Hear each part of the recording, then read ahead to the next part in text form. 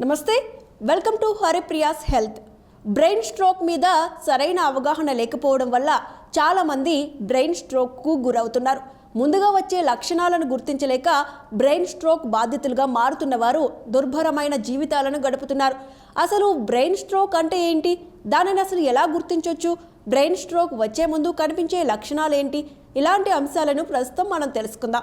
ప్రతి సంవత్సరం లక్షల సంఖ్యలో ప్రజలు బ్రెయిన్ స్ట్రోక్ బారిన పడుతున్నారు. మెదడుకు సరిగ్గా రక్త ప్రసరణ జరగకపోయినా లేదా మెదడులో రక్తం గడ్డకట్టినా బ్రెయిన్ స్ట్రోక్ వస్తుంది. బ్రెయిన్ స్ట్రోక్ కారణంగా భవిష్యత్తులో మరిన్ని సమస్యలు వచ్చే అవకాశం కూడా ఉంటుంది.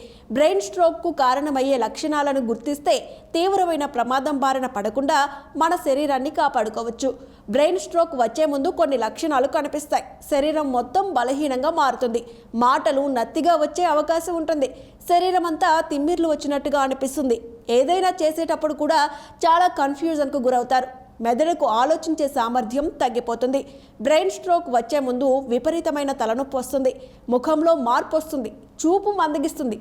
ఒక్కోసారి రెండు కళ్ళు కూడా దెబ్బతినే అవకాశం ఉంటుంది. ఒకవైపుకు ముఖం జారిపోయినట్టుగా మారుతుంది. నిటారుగా నిలబడడంలోనూ ఇబ్బంది వస్తుంది. శరీరంపై కంట్రోల్ పోతుంది. చేతులు కూడా బలహీనంగా మారుతాయి.